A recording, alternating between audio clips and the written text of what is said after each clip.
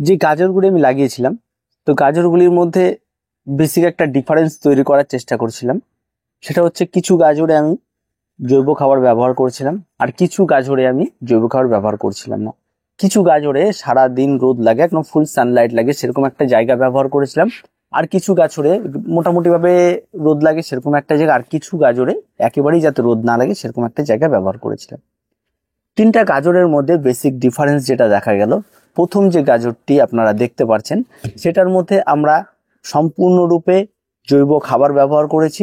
যে খাবারগুলি আপনাদের প্রতিনিয়ত জানিয়েছি যে কোন খাবার ব্যবহার করবেন, এবং সেখানে দেওয়ার পর দেখা গেছে সেই গাজরগুলি বেশ সুষ্ঠু, এবং প্রত্যেকটা গাজর এবং সম্পূর্ণরূপে তাদের গোড়ায় মোটামুটিভাবে তার মূলটিও মোটা হতে শুরু করেছে, আর গাজর অ্যাকচুয়ালি হয়ে গেছে। আর তার সঙ্গে সঙ্গে গাছের চেহারা অনেকটা হেলদি এবং বেশ সুন্দর। আরেকটি গাজর রয়েছে যে গাজরের মধ্যে ওই একই রকম খাবার ব্যবহার করেছি, এবং তার সঙ্গে সঙ্গে গাছটিতে শুধুমাত্র সূর্যালোক একটু কম লাগিয়েছি। তাতে দেখা গেছে এই গাছটিও মোটামুটি হয়েছে, কিন্তু যেই গাজরগুলি হয়েছে বড় তাদের মতো কিন্তু অতটা হয়নি। তার কারণ এখানটায় একটা সূর্যালোক বড় একটা ফ্যাক্টর।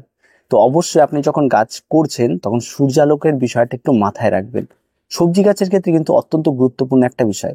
আর কিছু গাছ টবের মধ্যে আমি রেখেছিলাম, যে গাছগুলিতে আমি কোনো রকম কোনো খাবারই ব্যবহার করিনি, তার সঙ্গে সঙ্গে কোনো সূর্যালোকও ব্যবহার করিনি, এবং সেই সমস্ত গাছগুলি আপনি দেখলে বুঝতে পারবেন কি জরাজীর্ণ অবস্থা। তবে এইরকম অবস্থা হয়তো আপনার ছাদ বাগানে অনেক গাছেরই রয়েছে। তো যখন এই ধরনের অবস্থাগুলি হবে তখনই কিন্তু অবশ্যই আপনাকে কিছু পরিচর্যা করতে হবে। প্রথম যে পরিচর্যাটি রয়েছে সেটা হচ্ছে যে সমস্ত টবের গাছগুলি যাদের মধ্যে সূর্যালোক পড়েনি, গাছে কোনো খাবার পড়েনি, সেই সমস্ত গাছগুলিকে আবার রিকভার করা যাবে। তার জন্য তাদেরকে কি করতে হবে, তাদের জায়গার পরিবর্তন করতে হবে। আপনার ছাদ বাগানে যেখানে সর্বোচ্চ রোদ লাগছে সেরকম জায়গায় এদেরকে রেখে দিন, আর তার সঙ্গে সঙ্গে গাছের গোড়ায় মিক্স খাবার আপনারা ব্যবহার করুন, সম্পূর্ণ জৈব খাবার ব্যবহার করুন, যেহেতু এটা আপনি নিজে খাবেন। ব্যবহার করুন, দেখবেন আপনার গাছ আবার পুনরায় আগের অবস্থায় ফিরে যাবে। যদি এটা না পারেন তাহলে আপনার ছাদ বাগানে একদম তরল খাবার, যদি সবজি পচা জল থাকে, সরিষার খোল থাকে, তাহলে অবশ্যই আপনারা এটা নিয়মিত ব্যবহার করা শুরু করুন। আপনি হয়তো কোনো রবিবার করে ছুটির দিন দেখে হয়তো আপনি খাবার দিচ্ছেন, তাহলে প্রতি রবিবার করে আপনি পাতলা করে আপনি অন্যান্য গাছের সঙ্গে সঙ্গে এই সমস্ত জৈব খাবারগুলি, এই সমস্ত আপনার সবজি গাছেও কিন্তু ব্যবহার করতে পারেন। তাতে কিন্তু খুব ভালো আপনার রেজাল্ট পাবেন, এবং দেখবেন রোদ পড়ার সঙ্গে সঙ্গে এই সমস্ত গাছগুলো ঠিক হয়ে যাবে। আর যে গাছগুলিতে খাবার ছিল কিন্তু রোদটা কম ছিল, সেই সমস্ত গাছগুলিকে আপনার সম্পূর্ণ আরো যাতে বেশি রোদ লাগে তেমন জায়গায় রেখে দেয়। আর যদি রোদ না লাগে, আপনার ছাদ বাগানে ওটাই সর্বোচ্চ রোদ লাগে, তাহলে সেখানে রাখতে হবে। তবে আপনি যদি অন্যান্য গাছ না দেখেন যে রোদ লাগা গাছ কেমন হয়, তাহলে আপনি বেসিক ডিফারেন্সটা বুঝতে পারবেন। স্বাভাবিক ওটাকে আপনি মানতে শুরু করবেন যে এই গাছটা এমনই হবে, তখন দেখবেন আপনি মোটামুটিভাবে স্যাটিসফাই হয়ে যাবেন যে গাছগুলি মোটামুটি ঠিক আছে। এবার আসি গাজরের নিড়ানি। গাজরের নিড়ানি দেওয়াটা একটা অত্যন্ত গুরুত্বপূর্ণ বিষয়। গাজরে প্রতিনিয়ত আপনাকে নিড়ানি দিতে হবে, গাজরের গোড়া পরিষ্কার পরিচ্ছন্ন রাখতে হবে। যত বেশি আপনি পরিষ্কার পরিচ্ছন্ন রাখবেন গাজরের গোড়া, তত কিন্তু আপনার গাজরগুলি ভালো হবে। আর গাজর কিন্তু বর্তমান বাজার মূল্য কিন্তু অনেক, এবং খুব উপকারী একটি খাবার, যেটা আপনার বিভিন্ন ধরনের হার্টের ডিজিজ হতে পারে, লিভার ডিজিজ হতে পারে, যে কোনো কিছুর জন্য কিন্তু আমাদের লিভার মানে খাবারের অন্তত গাজরটা কিন্তু অ্যাড করতে পারে। আর সেটা যদি আপনি বাড়িতে তৈরি করতে পারেন সেটা কিন্তু সবচেয়ে উপযোগী। এবার আসি গাছের ফার্টিলাইজার।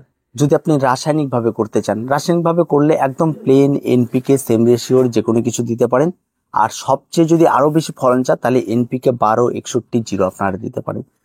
এই খাবারটি দিলে কি হবে, গাছের যে গোড়াটি রয়েছে, মানে মোট কথা হচ্ছে গাজর যে মূলটি রয়েছে, সেটা কিন্তু আরো অনেক বেশি বুশ হবে, এবং আরো অনেক বেশি মোটা হবে, এবং আরো অনেক বেশি স্বাস্থ্যবান হবে। তো এটাও আপনারা করতে পারেন। আর তার সঙ্গে সঙ্গে অবশ্যই প্রতিনিয়ত গাছে পরিচর্যা করতে হবে।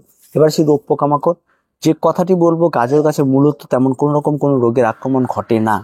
গাজর একদম সম্পূর্ণ একটা লক্ষ্মী গাছ, এবং সম্পূর্ণ রোগমুক্ত একটি গাছ, যেটা আপনারা অনায়াসে আপনারা প্রত্যেকে করতে পারবেন। তেমন কিন্তু কঠিন কোনো কিছু নয়। আর আপনারা চাইলে এটা করতে পারবেন, সেটা কিন্তু আপনাদের ইচ্ছার উপরে। আর এখনো কিন্তু গাজর লাগানোর সময় রয়েছে, মোটামুটি ভাবে আপনি জানুয়ারি মাসের শেষ পর্যন্ত আপনি গাজরে লাগাতে পারবেন। আর তার জন্য তো গাজরের বীজ আপনাকে ক্রয় করতে হবে। তারপর সেই বীজ থেকে চারা তৈরি আমরা করেছিলাম, তারপর সেটা থেকে আমরা গাছে তুলে তুলে বসিয়েছিলাম।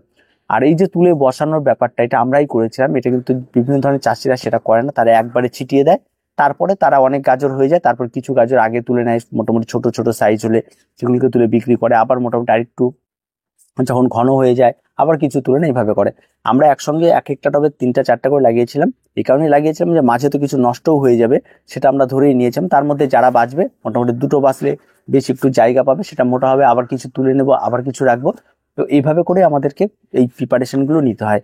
তো গাজরে এখন কিন্তু আমার প্রত্যেকটা গাছ হিসাব করলে গোড়ার দিকে মোটামুটিভাবে তার গাজরের যে শেপ সেটা চলে আসছে, কিছু গাছে মোটামুটি গাজর দেখাও যাচ্ছে। তো এই গাজরের ভ্যারাইটিটি যেটা আমাকে বলেছিল যে লাল গাজর যেটা হয় সেটা অনেকটা লম্বাটে হয়, মোটা হয়, সুস্বাস্থ্যবান হয়। তো অবশ্যই আপনারা এগুলি কিন্তু করতে পারবেন। আর এই ছোট্ট পরিচর্যা, আর তেমন কোনো কিছু নেই গাজর গাছের জন্য। আর গাজরের এই যে সূর্যালোকের একটা বেসিক ডিফারেন্সটা সেটা আপনাদের দেখানো ছিল। সূর্যালোক কিন্তু অত্যন্ত গুরুত্বপূর্ণ একটা বিষয়। আপনারা যখনই কাজ করছেন আপনার খেয়াল রাখবেন সূর্যালোকটা যেন ঠিক থাকে, তাহলে কিন্তু শীতকালীন বাগানে আপনি বাজিমাত করতে পারবেন। আপনার সবজি বাগানে কিন্তু অনেক সবজি পাবেন। আর তেমন কোনো কিছু নয়, এই গাজরের ছোট ছোট টিপসগুলি কিন্তু আপনাকে মানতে হবে, তাহলে আপনার ছাদ বাগান কিন্তু গাজর অনায়াসে আর অনেক ভালো হয়ে উঠবে। তো আজ এ পর্যন্ত, দেখা হয় পরবর্তী ভিডিওতে। প্রত্যেকে ভালো থাকবেন, প্রত্যেকে সুস্থ থাকবেন, আর চ্যানেলটিকে অবশ্যই সাবস্ক্রাইব করে রাখবেন।